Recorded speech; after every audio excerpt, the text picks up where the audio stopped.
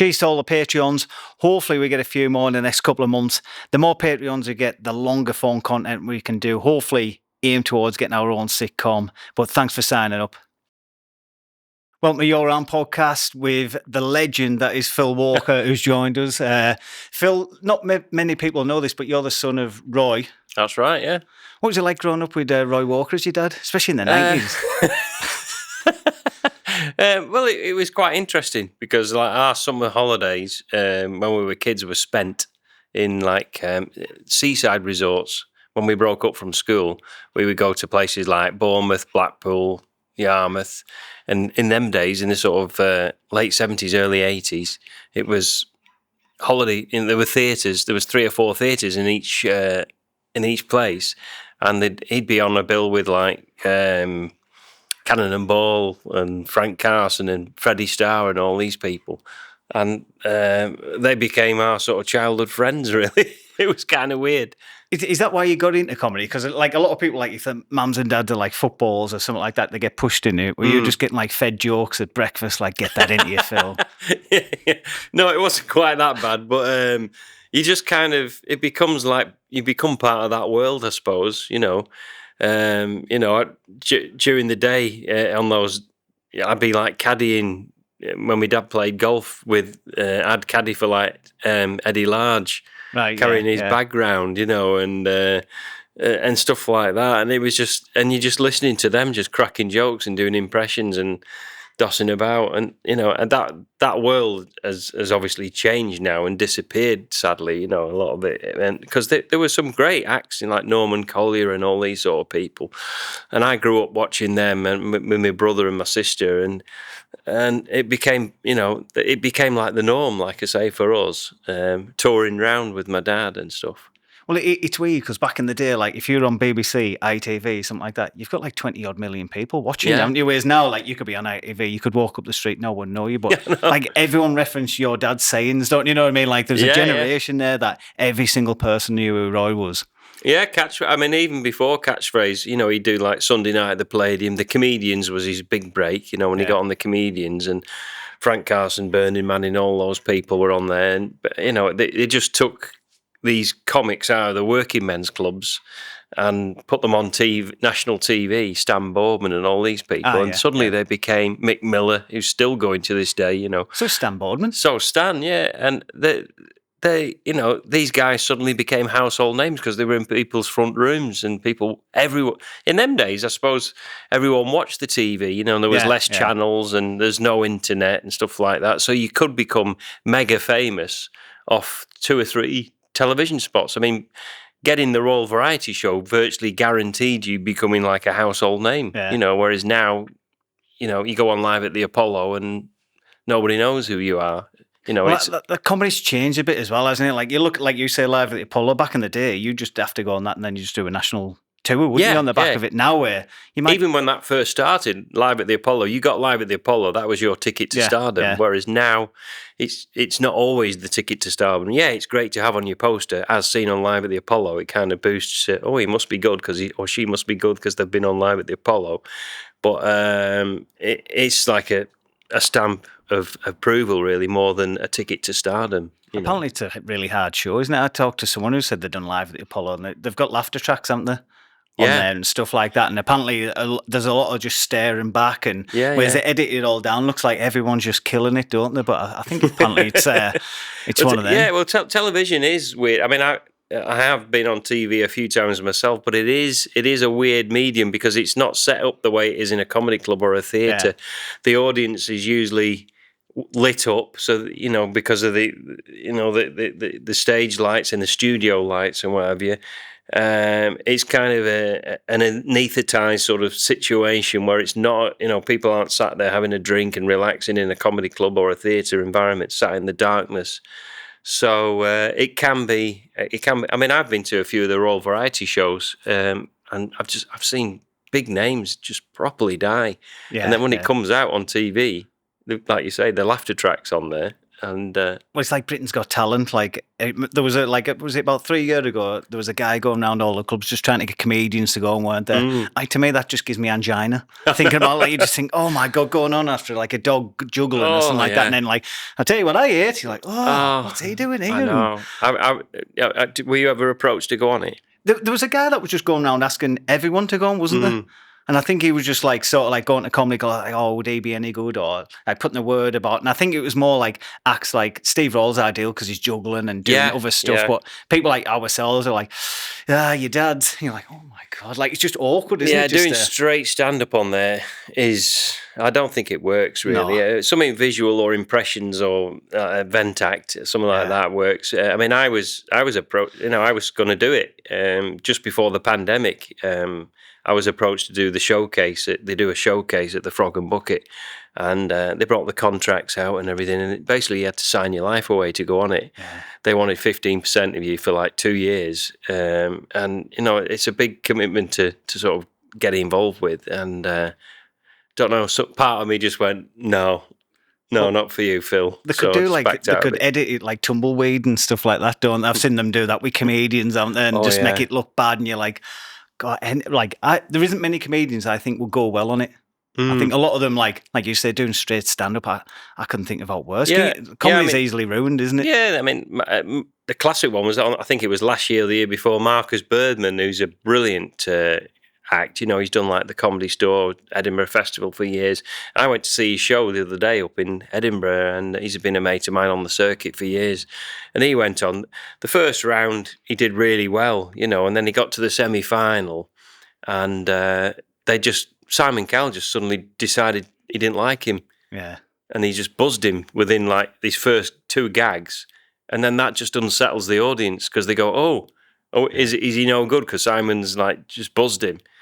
And it's just, I don't think it's a natural thing. Well, comedy club can be easily ruined if the lighting's slightly off, someone goes to the toilet ruined, is someone talking, never mind like all these other things that happens on Britain's Got Talent. Like I just couldn't think of anything. Well, especially with these days with the internet now, I don't think you need to go on there, do you? Like, same with the Edinburgh Fringe, you're saying about Edinburgh Fringe. Like, would you spend like 20 grand now to do like a month up there when you could just film yourself somewhere and put it on the internet? And like, because back in the day, that was like, for agents and things to come and see you, wasn't it? Whereas now, I think it still is. It is a bit of a showcase. There is that side of it, but you are part of a big, massive lottery. It's like, but you bought a lottery ticket basically, and now there's like, before there was 100 people in the lottery, now there's 40,000. Yeah. Because you walk down the street in Edinburgh, you've been, and it's just massive poster after poster after poster. Everyone looks fantastic. Everyone looks brilliant. Everyone's got 5-star reviews, genius. Yeah. And we know they're not all geniuses, but it's part of the game, and they're playing the game. They're trying to get something, and it. Well, sometimes in comedy, like you see people who are doing like 5-minute spots, maybe going up to 10. Yeah. And then you'll talk to them, they're like, yeah, I'm taking my show up to Fringe. You're like, are you?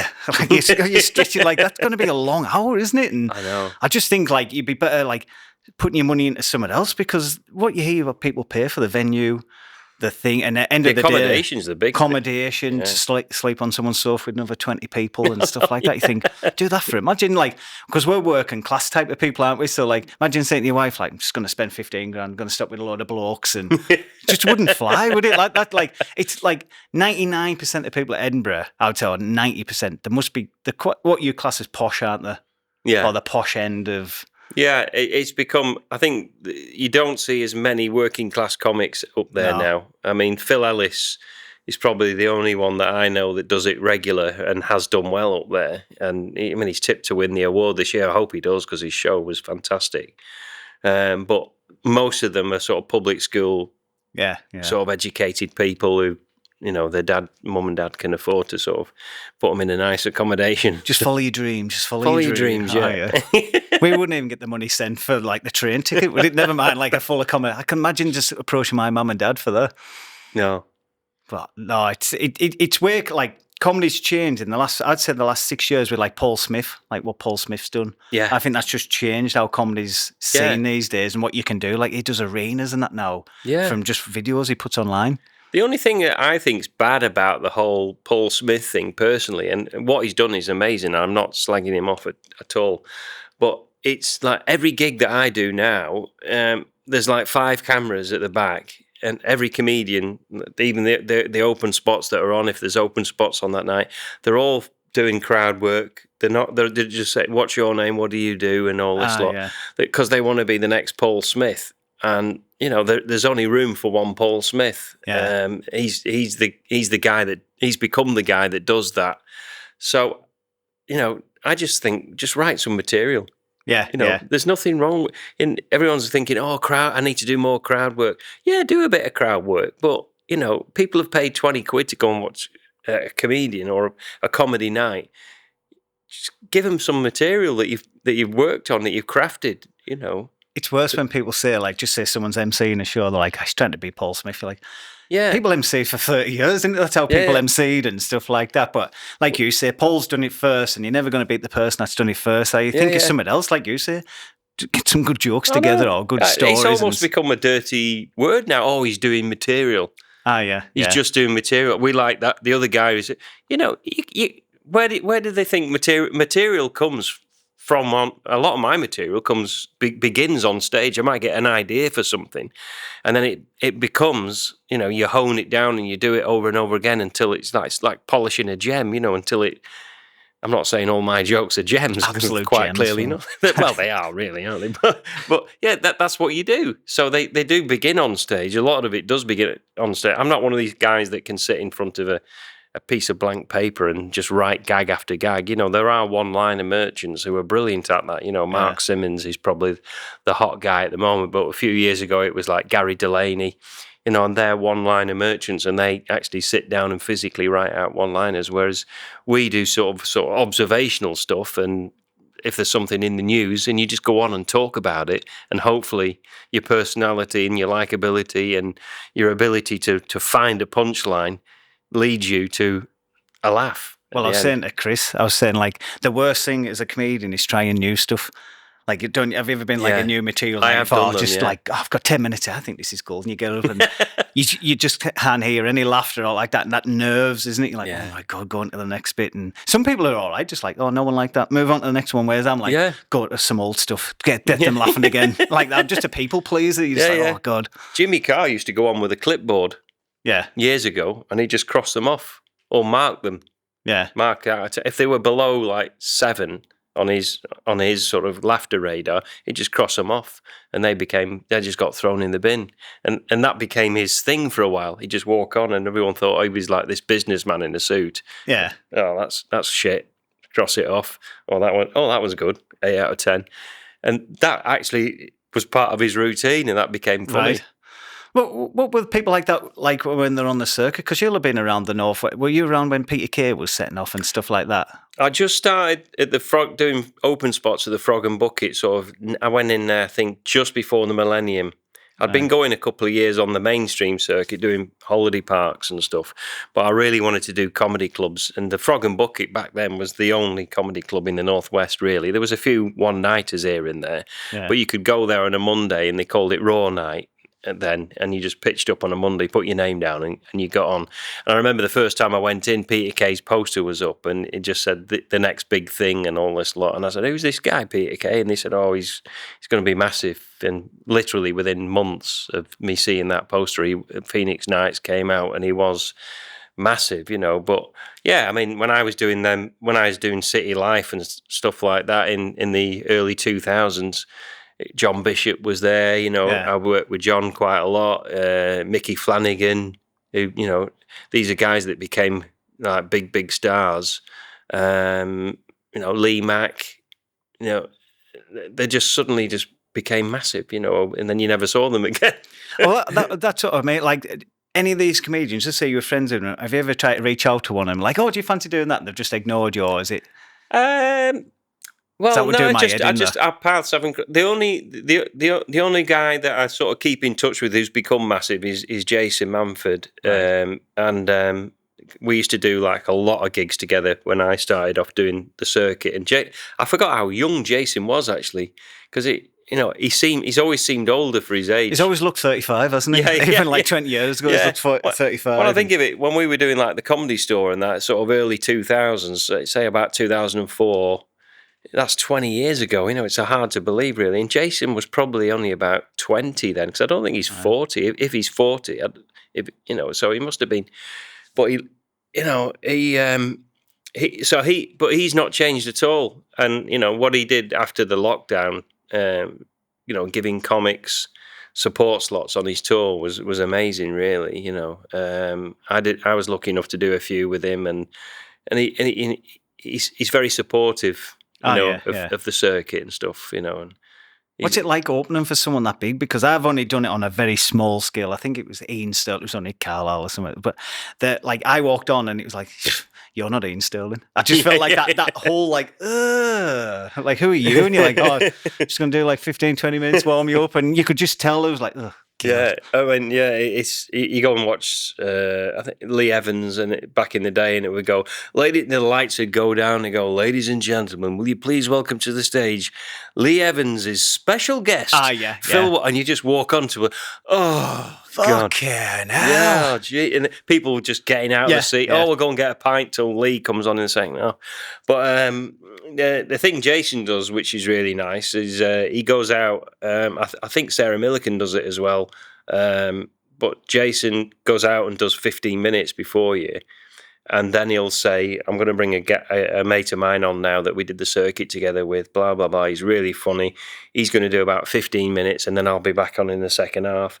So the audience has warmed up and he sort of assured them that you're not just some chancer coming on. And because you're a mate of his, they kind of like you. And, so that's a nice way of doing it. But they are thankless gigs. I mean, I did one just after the lockdown.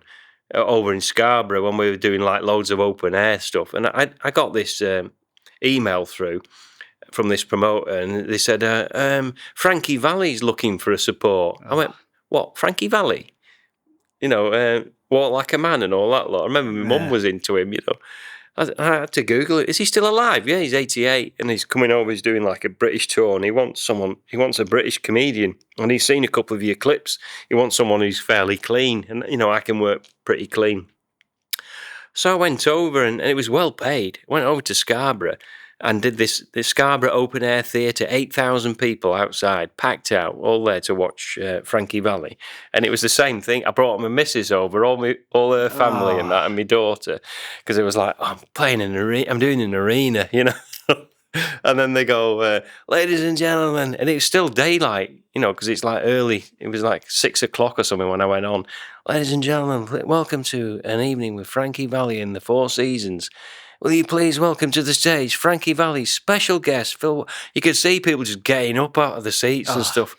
And it took me about 15 minutes to sort of get something going. But I had to do my half an hour because I was getting paid well. But it was hard work. Well, the thing in comedy, it's like when people like book you for a works do, or like at Christmas time and stuff like that. You're like, why have you done this? No one will put music on or something. No one wants this. And I remember doing one with, I think it was a Carlisle. It was just like 2 works do's. And like I come on and said, do you know the comedy on? They went, no. So just doing like conga lines and stuff like, like just, should we do like pass the parcel? Because no one was going to listen. They were just eating dinner and stuff like that. And what's the worst? Because anyone that hasn't done comedy, that feeling of when it's going bad, there's nothing like, it's like being poured like lava on you, isn't it? Like, melting on you. This is horrendous. I mean, I do pantomime every year, as you know, at Christmas time. So the great thing I like about it, apart from like, I like the camaraderie that you work with all these different people, and the money's quite good as well. I won't lie, but it takes you away from the Christmas party nights, like you were just saying. And I remember it was must have been about 7 or 8 years ago. I didn't get a panto that year, so I was like doing these horrible like works dues and that over Christmas, where everyone's just on the lash, and they don't even know there's a comedian on. No. And I remember doing this one in Blackpool at the Norbreck Castle, and it was a massive dance floor. There was a band on. And a massive dance floor, and it's this huge sort of aircraft hangar of a room. And the compere goes, all right, Phyllis, I'll get you on now. I said, yeah, all right then. So the dance floor was full. Everyone was up dancing to this like party band, doing all these like the sort of classics, sort of dance songs and stuff. So he said, I'll get the band to play you on. So the band played me on. Everyone's carried on dancing to the band playing me on to like, oh, your sex is on fire or something like that. Yeah. They're all dancing away. So I get to the mic and obviously the band sort of start packing up and going off. And this couple were right in front of me. They went, go on, carry on. I went, yeah, I'm going to do some comedy now. They went, oh, for fuck's sake. And just like fucking went and sat down. And then people just started disappearing like that. And as the band was still there, I hadn't even started yet. I went to the band. I went, lads, I said, can you do me that play on again? I said, because I don't think anyone's realised that I'm going to go off and introduce myself and try and get the gig going.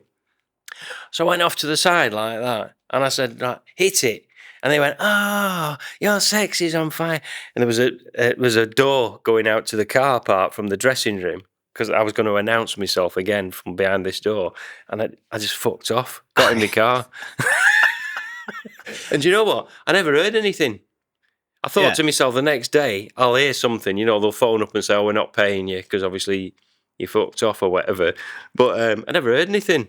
Like I just got paid into my account like a couple of days later. That's how bad. Well, they don't even know, do that's what I mean. It's like them sportsmen's dues and stuff like that. They put comedian on just because they feel like they should, don't they? And like by the end of the night, people have drank. No one even knows if you went on or out like that. Or I did one for a Rotary Club like years ago, Christmas time, and they said I want a comedian for half an hour. And at the time I thought I need the cash, I'll have to do it. And I turned up, and it was a big posh hotel. And I looked through the window and there was this function room, like you say, with two round tables about 30 metres away from each other. And I thought, that can't be the room. So I said to the woman at the front desk, where's that? And they went in there and I thought, oh my God. Went in, just no microphone. So you had two tables like that. And I had to do half an hour. And I'd say the youngest person in there was maybe 55, 60. And I had to do half an hour and it was going all right. And I thought, I'm going to bring up my wanking joke. Like I don't know why I done it, and you think, oh, shouldn't I? And I done it, and I made the thing of this guy, and it was the guy who run the Rotary Club, and he couldn't hear, so his wife explained what I'd said, and he went, what did he say? And he stood up, and he walked me out, so he got me by the collar, and he walked us out. No. So I went and stood outside, and I thought, well, all my stuff's in there, like my banner and stuff like that, and I thought, so I had to go back in, so when they were getting the pudding, I was like doing my banner down and stuff like that. Oh, no. And then this fellow went, oh, a lot better than last year. And I thought, how bad was it last year? I've just been marched out. Have you ever done a boxing one? No. Honestly, I see stuff like that and I feel like smashing the phone against the wall than do it. I did a boxing one down in Birmingham. I remember it, and it was, and I thought I've been to a few of them as a guest. Yeah. And I went to this boxing one. But sometimes they'll have the comedian on the top table or something like that with the guest. There might be an ex-boxer like Nigel Benn or something like that telling a few stories. But this was an actual boxing night. Yeah. Fight going on, all people surrounding the ring. And I said, where am I on? He goes, oh, you're on in the ring. So I goes through the ring. I said, when am I on? He said, in between, there's like 6 bouts and then there's a break. That's when you're on, doing 15 minutes. And then there's another 6 bouts. So I went on, and like the microphone, it drops down, the announcer, and it's like, and as I'm starting my act, I thought, well, I'm gonna have to do it because like the payment, it was cash on the night sort of thing. So starts doing it. It's all muffled. Who's been on the megabus? There's a lot of shit in it. Yeah. And as I'm starting, the doors open and this big chair went up, and I looked across, and all these like girls off from the local lap dancing place came in topless and started selling raffle tickets while I'm on. So they're all going, come here, love, come here, I'll have a raffle ticket. So I did about 5 minutes, came through the ring, got off, and I went looking for the guy to get me money. And I said, yeah, Phil, I'm a comedian. He goes, yeah. He said, what time are you on? I said, I've just been on. He said, no, you haven't. I said, yeah, I've just been on. I was like literally on just then. He goes, well, I didn't hear any laughter. And I went, I said, they're a bit of a tough crowd. It's not like my usual night. He goes, well, I'm not paying you till I've seen you. So I had to go back into the ring again. So I went back in the ring and did like another 5 minutes. And I came off and he went, yeah, he said, it wasn't worth you going back on. It was shit, wasn't it? And he just gave me money and just went, like, do one. It was... Well, you've got different type of comedians for that, haven't you? Like ones that'll just be like, oh, look at you fat bastard, or something like that. And like, it's not like what you call proper comedy, is it? Like, you're not going to say that in a comedy club. And I've seen them in that box and like, no one even listens. No, they're awful. Like, people are just sitting there having a drink and like, you think, oh, is a comedian on? Do you know what I mean? Like, it's not that like comedy's ruined if someone drops a glass and it kills a punchline. Never mind if there's music on, strippers on and stuff like that.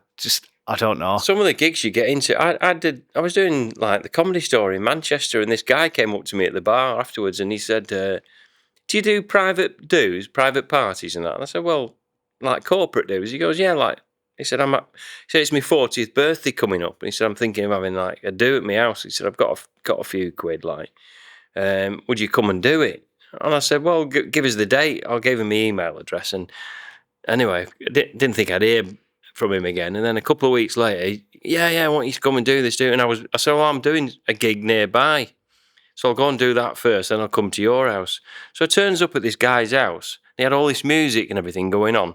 And he came running out and he goes, right, Phil, he said, they're ready for you. He said, I'll go in and introduce you. And he goes in and I could hear him like introduce. So I walks in and I'm thinking this is going to be like a massive party because it was quite a big house. Thought he might have had a marquee set up or something in the back. And it was just him, his wife, his daughter, and his mum sat on the settee. You need to start filtering what you're doing. So I just walks in, and I walked in like, and they didn't even. His daughter had her headphones on. She was on a computer, and so like I start, and I thought I'll try and get something out of this. So it starts, and because he's paying me good money on the night, Yeah. And so I said, anyone here who's not from in this house? What do you do apart from being his mum and all? And his mum just went, look, son, how long is this going to take? Because Sex in the City's on in 20 minutes. I said, I'll be done in 2. It was awful. I don't know, you like stuff like that. I just look and think, nah, I'll just run it. It would give me like, I don't know, just like angina. Like I got a message of the week because we do this video addicted to attention online, and this woman messaged saying, "Oh, it's my husband's 50th. He loves it. Could you come and do one? I'm addicted to attentions at his party." And I thought, how weird would that be? I just stood there going, "This is what I put on Facebook this week," and like going through what you did and that. And I thought, oh, and she went, "Oh, we'll pay well." And I thought, you could offer me 20 grand. I wouldn't do that. I know. Because I couldn't live it. I wouldn't be able to sleep for weeks. I'd just have hot sweats and like, because I like what I do when I'm hungover. I go back to times like that. You're like, what a scumbag. Remember their faces when they weren't laughing. And like, if I'm hungover, I don't need something like that in the background. I don't know. I think I did. But you remember those gigs more than you do the good ones, really. Yeah. The good ones outweigh the bad, hopefully. Otherwise, you won't be able to make a living at it. But those nights, when you look back on it, you just go, oh my, how did I even get through that, when I started off, it was like the mid sort of 90s. It was the dying end of these places, the working men's clubs. They were still actually going, and you just go on. I was like in my 20s, and you just die on your ass. Yeah, they're just staring at you. Oh, but my dad always told me, he goes, "You have to do them places to sort of. It's part of your rites of passage kind of thing." But I don't think I learned anything from those places. No. Just how to hate yourself on the way home. I used to have 2 CDs when I first set off in comedy. I'd have just say it went badly. It would be like Celine Dion, all them big ballads and stuff like Whitney Houston, just driving up the M6 thinking, what are you doing with your life? You've got work in the morning, you're doing this. But one of the first open mics, because people don't realise to do comedy, you've got to start off on open mics, haven't you? And they're fucking nuts, aren't they? Some of the people on there. And I did one in Bolton, and I could hear, and it was a curtain there over there, and I thought, I don't want to go through here. And I thought, I better go through just to get past, because I could hear the MC. Went through, it was just MC doing it to himself.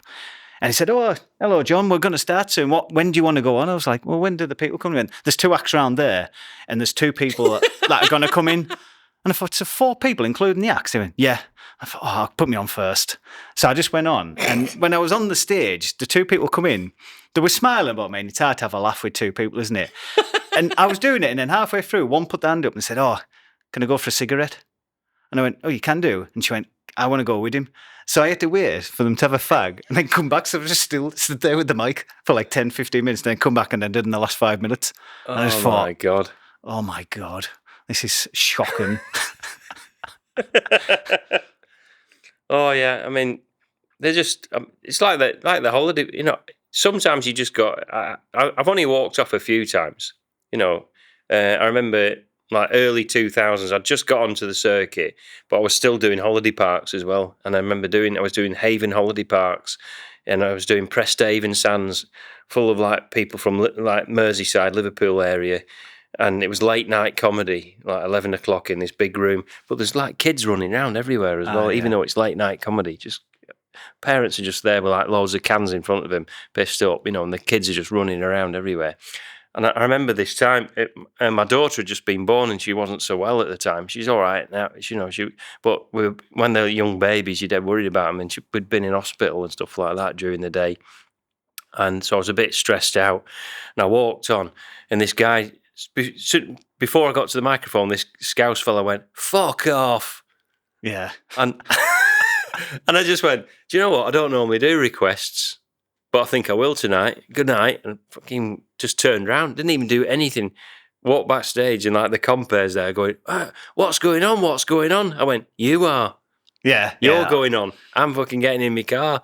So I got in my car, drove home, and this is how bad, like you said before, was. Same thing. I was expecting to get a phone call off the agent the next day to say, oh, you know, what happened last night. Never heard anything.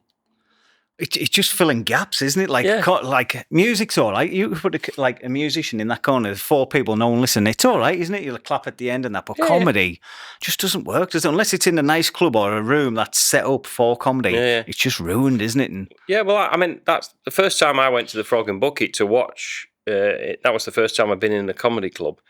I couldn't believe it because I'd been brought up like watching my dad in those working men's clubs and then going into them myself.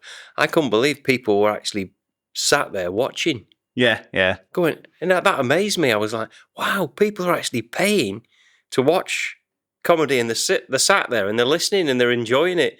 Whereas the working men's as well. Clubs, the bar's shut, yeah. Whereas in the clubs, you're just a distraction. You're in the background sort of thing. You know, they're not bothered. Where do you see comedy going in the next like few years? Do you think the next 10 years it's just going to go down the online route and things like that, or do you think it's going to like turn around again? I think everything comes in cycles, doesn't it? I don't think live will ever end. I think no. You know, comedy clubs probably aren't. You know, who knows? They might sort of come back to the popularity that they were sort of 15 years ago. You know, it became a sort of when the arena comic arrived, people got their comedy fix. But we've been to see Mickey. You know, it becomes like a badge of honor. I went to see Mickey Flanagan. I went to see Peter Kay, and they sort of, you know, at the arena, and that becomes their big night. Whereas I've noticed recently actually, because my daughter's 20 now, and a lot of her friends have started going to comedy clubs, and it's like it's like they've discovered. We're going to these comedy. There's like 4 comedians. Yeah, this is what I've been doing for years. Because they're just used to seeing it online, like you say. They watch a comedian on YouTube or you know, or an Instagram clip or something like that, or TikTok. I mean, there's TikTok. I noticed when I went up to Edinburgh last week, there's 5 or 6 really big TikTok acts who probably haven't worked live before. Yeah. But they've got like 8 million followers watching them every week on TikTok, so they can fill like a small theatre or a theatre, you know, because of this following. But they have to, if they're to carry on being comedians, they have to go on the circuit, because you can't just go on and do your best 2-minute sketch. You have to have been able to learn stagecraft and get out there on stage, because that's all I wanted. When I started comedy, all you wanted to be was a professional comedian. Yeah. You wanted to be good, you know, and be on the circuit. You know, Jongleurs was going then, so it was like you had to get through that loophole. You know, did all those sort of open spots to get on that circuit, and then the next big thing was the Comedy Store. You know, get your open spots done and get a paid weekend. If you got a paid weekend, that was like a big deal, you know. So yeah, I think I don't know. it all, like I say, it all comes round. I was saying to Chris before, on the worst show we ever did together was Isle of Man. Yeah. And it's because we were going over on the ferry. And I'd done it a few times, like in the summer. So I'd been over on the ferry. And as soon as we got on the ferry, I thought, I'll get myself pie and chips. But we nearly never set off because it was so rough, I didn't said it? to They you, were like, are you sure you want that? they were going, oh, we might not set off because the horses are somewhat underneath. We don't know whether we're going to set off. And there was no one buying food, was apart from me. Paul Imrie, he had a full cup breakfast, didn't he? Yeah. So we sat down, had food, and it started rocking. Paul went green, didn't he? He did. And we were like, oh my God. He literally turned into the Hulk. And I was like, I'll take him up top deck. Well, I went up laughing, like, oh my God, seasick, how old are you? And then I thought, don't feel great myself. Like, it was just weird. It just come over me. And I thought, I come back and sat with you, looked in, I went, I'm going to have to go on toilet. So I went and sat on one of the toilets on there because there wasn't many. And then the whole ship just started getting sick, didn't it? Yeah. People were being sick against the door I was sat on. Everywhere. Yeah. People in wheelchairs just being sick on themselves. They were sick in the aisles, wasn't there? There was only 2 people sick. You and my bird, wasn't there? Like, you were sat there because you never moved, did you? No. Oh, I stayed exactly where I was. And because as kids, my family's all from Ireland. So every year we went over to see my mum's my aunties, my mum's sisters and brothers, and my cousins. So we went over on the Stranraer ferry over to Ireland. So the Irish Sea, I got my sea legs at a young age, so it doesn't bother me, even though that was a rough one. And I was feeling a bit dicky, but it takes a lot for me to. It's like the deadliest catch when you look through that front hatch at the front, wasn't it? It was going like that, wasn't it? You're like, we're still out here because. Well, he was on an hour in whether to go, wasn't he, the captain? Yeah. Then we had to do a show when we got to Ireland. I was like on a stage. I felt like I was going like that. Like you're holding the mic. I felt like I was like that. Just stopped going green. And Paul had to go on as well, didn't he? Yeah, and the next day was like a mill pond coming back, wasn't it? Yeah. But it's weird because where I live in Whitehaven, you can see Isle of Man.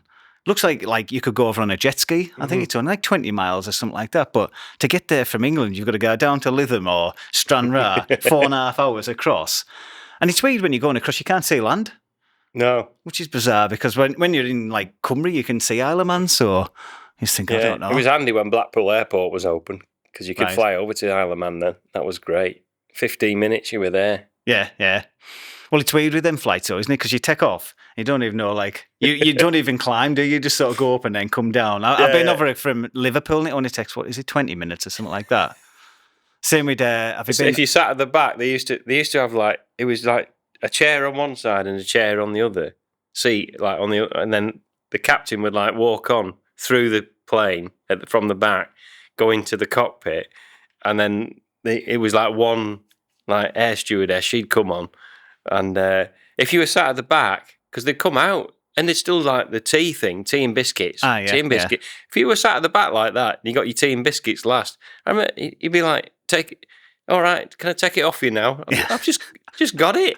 No, but we're coming into land. You can't have hot tea in front of you. Well, the thing with the ferry, that last bit, you're not allowed to drink alcohol, are you? Is it like a weird law, isn't it? The last, is it half an hour? Yeah. Coming into Isle of Man, you're just not allowed to have a pint. Licensing laws, isn't it? Is that what it is? Yeah. Same with gambling. You're not allowed to. You're only allowed to gamble a mile out at sea. Right. Yeah. That's weird, isn't it? I remember years ago doing some gigs out in Dubai, and they didn't have gambling laws there, and and I got invited on my day off. There was a few of us comedians there. We got invited out to go on this like rich guy's yacht because he had like a casino set up on it, and he said, "Oh, we're going out gambling off Dubai, for a couple of days. Do you want to come with us?" And I just thought, I'm going to end up getting thrown overboard or something. So I swerved it. just a body somewhere, wasn't it? Yeah. Some horrible gambling argument or something. What was it like doing shows in like Dubai and stuff? Because I sometimes see stuff advertised and you're like, I can imagine they're not into comedy or stuff. Like it would just be like a mixture. A lot of them are expats, and they're just alcoholics basically. Yeah. They're on the run from some business has gone wrong and they've run it into the ground in England, so they go over and set up again in Dubai or Abu Dhabi. But they're strange countries. I don't really, like working over there. I've been to Egypt a few times and stuff, but no, it's an odd setup. Not for me. I was going to say, because out of all the spots, like I went to Malaysia like at the start of the year and stuff, and I think it was Doha or somewhere. And even in the airport, I thought, this doesn't look like my sort of crack. No. Do you know what I mean? Like you're laughing and stuff like that. Oh. You can just see people like, I felt like I was going to get shanked, and that's in the airport. So I couldn't imagine in a pub or something like that, or just too loud. I was on a cruise and I had to get off. I was flying out from near Jerusalem just before all this conflict started off, and it was like about a week before it, and you could tell there was something in the air, something was happening, you know. And getting from the ship to this cruise ship that I'd just been on to the airport, basically I had to bribe my way to the airport. And even when I got to the airport, they were going, "Oh, it's too late, you've missed your flight." And I'm like, it's in an hour and a half. Yeah, but by the time you get through, there's massive queues. And then this guy's like winking at me like that. And they just want money off you all the time, you know, to get through. "Oh, you've got the wrong visa there. You're going to have to go to the cash point and I'll get a visa for you so you can leave the country." You know, even though they'd given me a visa on the ship. They said, "Oh, no, that's just for like visiting. Not if you want to leave, you need this visa." So it's very corrupt, sort of. Which country was that? It was in Egypt. In Egypt, yeah. Very strange. So, yeah. But, you know, you end up in these places and you learn... The forces gigs, they were good when I did out in Afghanistan and stuff, but you're kind of protected then because you're led around. Oh, well, like you say, some of them spots now, they'll be like holiday destinations, don't they? It's like Serbia and all that, isn't it? They're sort of like all inclusive at Afghanistan. Well, that's it. I bet give you 10 years, it'd be like, what a lovely place Iraq is. Yeah, I bet Bin Laden's cave is like now sort of turned into an Airbnb, isn't it? That's what it'll be. That's what always happens, though, doesn't it? Look at them, like Kosovo and all that. They're nice places to go now, aren't they? But in your own head, you'd be like, we're going to Albania next week for holiday. And people look at me like, Albania? As if like I'm going to Iraq. Right. But it's nice now, but... Was that one of those secret escape deals you got it on? No, we planned to go to Albania. I always like going different spots. Like, I went to Croatia years ago, and everyone's like, Croatia? As if like... Whereas now, that's a that's a trendy spot now, isn't it? And it was dead cheap years ago. Now I think it's more expensive than going Greece and stuff like that. But Albania, get on it, Phil. If you want to take the family, I don't think your wife will be buzzing. Get on it. Get on it. Yeah. Well, honestly, you want to see the hotel we've got in Albania? You've got like your own beach, massive fronts and stuff like your own. Like it's about as big as this. Yeah. Space, big bedroom. It's £50 a night. Have you seen the hotel yet? Yeah, that's how. Booking.com comes with a fabulous review. I went to Blackpool the other week. Cheapest one was 65. And that's like stopping in like the Maras and like, fucking GR8 and stuff like that. You won't stop in Blackpool B&Bs, do you? Hey? You won't stop there because you live near there, do you? No, I used to live in St Anne's, so I've never... I have stayed there, though. I've seen them. They're still there, aren't they? A lot of them old B&Bs. They're absolutely honking, aren't they? Like, we used to go with, like... Because not many spots would take a group of lads in because you're not clever enough to, like, book two in there, book two in there, book two... You're like, we'll take 24 people or 12 people. And there's one called the Royal Vincent. Can you remember seeing that one? Right near Coll Island and... Fucking hell. There was my mate complained because someone had written their name in snot on the wall next to the bed. And the guy just come and like tried to pick it off and stuff like that. He like swap the rooms. With his fingernail. Yeah. Just stuff like that. And my mate Kegs, he had a pillar on under a window, right? The window was wide open and there's pigeon shit right across the pillar, right? So he went down. My mate Kegs is like proper, he wanted to go somewhere posh. And he's like, right, can you come up here and have a look at this? This pigeon pill on the pillow. And we were like, oh, aye. And lad went, I'm really apologise about this. And he just turned it over and shut the window. And that was it. And he went, I'm not stopping it like that. Honestly, I just... Blackpool, isn't it? It just... I don't know how they get away with it. Not on the lads' ones anyways. Like, I've never been in a nice one. With just making out like I normally got a nice one. Like Norbreck, where you said Norbreck. Oh, the Norbreck, God. Or the Metropole on the front. Have you ever... The Metropole's twinned with that one. There's another one in there in Scarborough. Have you ever been to Scarborough? Yeah, they're both absolutely rank. There. I know. I did during the lockdown. I cycled from Blackpool to Scarborough. My missus like followed me in the support car, and it was just after getting out of the lockdown, and we stayed over at the Metropole Grand. I think they call it the Grand because that's what it's worth. Maybe 70 years ago, it was nice because they're like grand buildings, aren't they? It's very sort of grandiose, but I got woken up at like 6 a.m. by this tapping on the window. I thought, who's that tapping on my window? I opened the curtain and there's this like massive fucking 6-foot seagull just like tapping as if to say, let me in. Oh, I don't know. Because there were housing migrants in them too, weren't there? Are they? I think that's an idea, so they move back. I don't know, but I'm sure there were, especially the one in Blackpool. Take us back to Sierra Least we got Leone. the weather in Iraq. Like that, let's get back. But no, Blackpool, some of them B&Bs, because obviously doing comedy, it's shit pay. People don't realise, like on the circuit. 30 quid a night.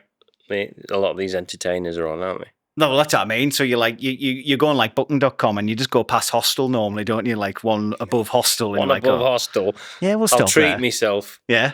I went in once in, I think it was Plymouth. I was doing a show in Plymouth. And you had to take your shoes off at the front door. It was an old woman that run it. And she made you have breakfast with the other people in there. So she come and knock for you. And I was like, I don't fucking want to sit with this guy telling me how he drives to Wales from there. Oh, God. I have got a soft spot for Blackpool, though. But I think once that goes, that'll be the end of the sort of seaside resorts, won't it? Because it's still the best spot, isn't it, Blackpool? All the other ones in England are just worse versions of Blackpool. Yeah, I think. Yarmouth used to be quite big. I think that's pretty much gone now. Skegness. Yeah. Scarborough was like a... Yeah, I think that's probably gone now. There's no theatres left there. Yeah, so there's only Blackpool left, isn't there, really? I was there on Saturday. Were you? Living the dream in Blackpool. Did you go to Madame Two Swords? No, I always just get a few pints and just people watch. You've got like fellas in full tracksuits and stuff like that, haven't you? You just got some you just smell weed. Blackpool stinks of weed. Yeah, it does, yeah. I don't know why. It just must be It's someone not just blazing seaweed up. People just blazing up. Someone fell through the harbour last week, didn't they? Did it? What, right one of onto the the sand. Oh, yeah, right onto the sand. Yeah. Give you a shock, wouldn't it? Fucking hell. But I always same with like the chip shops in Blackpool. You think like if you're going to open a business in Blackpool, you just don't open another chip shop because we've seen another new one. Or a rock shop. Let's open a rock shop. Let's open a B&B. I don't think I've ever seen anyone eating Blackpool rock.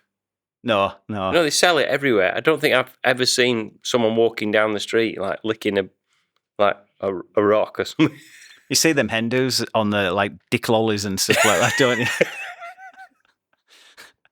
Not the best looking Hindus, some of them are. No. But where do you live at now then? Fourth time around. Because you used to live not far off there, didn't you? Yeah, You're the posh end. We live in a place called Withnell, which is near Chorley. Right. Yeah, about 4 miles out of Chorley. So it's really handy for the motorway and stuff now. Yeah, we downsized our house after the pandemic because we were sort of panicking, at the end of it all. Yeah. It was like, mortgage and all that business. So we decided to like take the pressure off and bought a smaller place. And it's been the best thing we've ever done, actually. We're not doing shows on Zoom in lockdown. No. Fuck, I did one and it wasn't great. Like, it just doesn't work, does it? Like, comedy doesn't, you got to have an interaction. It's like doing it if there's cars there. People doing it with cars, didn't they? Oh, we did a drive-through gig. Oh, did you do it? Yeah. Oh. In Lytham. Yeah, we set it up. People sat in the cars beeping their horns. Even like I get like second-hand embarrassment with stuff. It's like if someone's dying on stage, I feel that embarrassment and stuff like that. I don't know how it went, but I can imagine if I was up there, do you like that? Yeah. Oh, nice. Always flashing his lights, loves it. Yeah, I think when you see someone doing a 3-point turnout of your gig, that's when you know it's not going well. Oh. How long did you do? Someone crunching through the gears trying to get, I'm fucking leaving this. Anyone heckle? I think no. If they didn't get a horn, that was it. It was just silence. They had like Bluetooth speakers set up in the cars, so you couldn't hear them. It was weird. Well, I can remember when people were doing like comedy shows on Zoom. I said, "Why don't you pre-record it and then they just watch it?" They'll go, "It's not the same." But it's exactly the same because they're not there, are they? Like, just do it in your house and then there's not that embarrassment of looking for a reaction or just press play and then... Because people were doing it live from comedy clubs, weren't they? A mate of mine did one and he says it was like a corporate one and he said they put him on mute and that he looked in one of the screens and this woman got up from where she was watching and just started doing the hoovering. He's there doing his acts and she's like hoovering away. Good lad. Watch it, keep going. Because people were paying to watch it, weren't they? Like, how bored Yeah. did people get in the lockdown No. to pay to There's watch? Netflix there and Yeah. everything else. There's just anything better than watching Well, a comedian. Yeah, people were desperate though at the end to watch something, weren't they, or to see something. Well, it got to that stage by then where people would just give up, and like people think, I'd rather die than live like this. Because people didn't mind the first couple of months, was it? Have a few drinks in it the was garden. party time, wasn't it? People were getting like drunks. No one really bothered about COVID. It was just being off work, wasn't it? And then give it 6 months, you're like, this needs to end, doesn't it? You know what I mean? People are becoming really unsociable and stuff like that. And I noticed though the first, I mean, it's kind of got back to normal now. The first year or so coming out, the gigs was hard work. yeah, Because people's attention span was like a goldfish, because they used to just putting something on pause and just doing or just talking through something, because it's in their house. But to be actually walk into a theatre or a comedy club and be told to be quiet and stuff, they were like, "Are you fucking telling to be quiet?" Well, you had people like, I used to run a few shows for the sportsman stuff and that. You'd have people coming on, I've actually got asthma. What are you going to do for me? And you're like, well, you're going to sit with everyone else? No, I can't sit with everyone. I've got, you know what I mean? As if like, what do you want us to make a box of us somewhere like that? Or like, I just went through a weird stage of like, sorry, I'm not putting my life at risk for this. You're like, well, don't buy a ticket and stuff like that. It was just that first couple of months, people are just like, oh, excuse me, these lot haven't got masks on. You're like, you don't have to wear a mask anymore. And the whole mask thing really divided people, didn't it? yeah. I can't imagine getting a one-use mask out your pocket for the 30th time going in the garage was saving many lives, was it? Same when you see them arrows on the floor now in supermarkets that have picked off. You're like, I wonder how many lives they saved. I know. You go like, you forget something when you're going shopping. You're like, oh, we can't go back. I'm going to have to go right round the shop again just to go and get that meat. And The worst thing I did one night was, when I've left the house and you've gone to the you've gone to the supermarket to get some booze or something late at night, just before it shuts, and you realise you've left your mask, and then you look down on the floor and there was like a mask there that put that fucker on. Just go in. You'd see like because builders. they won't let you in otherwise. I seen like builders like, oh, fucking hell. They're going like that. And you're like, is that scientific? Is that another one of these things? Like, you just see people do that. Or and people doing that. My mate. I'm just Yeah. Or like you get like one of them like things you could put around when you're exempt. You have to wear like a big tag thing, didn't you? Like, oh, I don't have to wear a mask or something like that. And in the shop, they'd have like a big glass pane and then pass you the money underneath. It's like we forgot how air worked, wasn't it? Like, and this is touching this, and I just so bizarre, wasn't it? It was so weird for 2 years. Everyone just lost their mind. It was a weird time. Yeah. We'll look back at that, I reckon, 200 years, like we look at people dunking witches to find out if they're a witch. I think that's how we'll look at them times. Like we were doing sketches. I think that helped, like in lockdown, like the ban fishing. Yeah. We were saying it's because if you catch a carp, someone down there could catch the same carp. You could touch it, catch it, and then you've got dead people around the bank. You know what I mean? Like, I think just making humour on a lot of the stuff because it's that it's just that stupid, isn't it? Yeah. Whereas the COVID marshal stuff we did, but it was just getting taken off. Anything on social media, then if you even said like COVID or all like that, come with this massive like blocked your screen and stuff like that. Or do you want to see this material? This isn't from a reliable source. You're like, I know I'm a fucking idiot from Cumbria, but like, you know what I mean? Just, but I don't know. But we've taken up enough of your time, Phil. But you've got a tour coming up, haven't you? I've got a tour starting, Happy Bunny, which is starting in September, running through till the spring next year. So April, May time. All the dates are on my website, phil-walker.com. And the links to the theatres and stuff. So should be a bit of fun. Yeah. Well, your show will be good as well, Phil. Like, if anyone's watching, you've done comedy for a lot of years. Yeah. Whereas a lot of people, like we're saying, like might have got a good video on Facebook or something like that, and then they've done a show on the back of it. You've done it for years, haven't you? So that the difference between your show, maybe, like just say an idiot like myself going on who hasn't done it as long. Like it's like Mickey Flanagan's first tour was brilliant because he'd done the circuit for 20 years. Yeah. His hour was brilliant, wasn't it? His first hour. Yeah. I'm still writing, still like enjoying the comedy. The travelling gets you down a little bit, but it's part of the gig. But I've been doing it like 30 years now, stand up. So when people come to see the show, they're seeing someone who's been doing it a long time, and we should have a bit of fun. If you've written 2 good minutes a year, you'll have a good show, won't you? Yeah, I think I've got think I've got a good 2 minutes somewhere. Oh, no, I mean like each year for them 30 years. Then you've got that good hour. But Yeah. anyways, cheers for coming on, Phil. It's a pleasure. Thanks for having me. Cheers.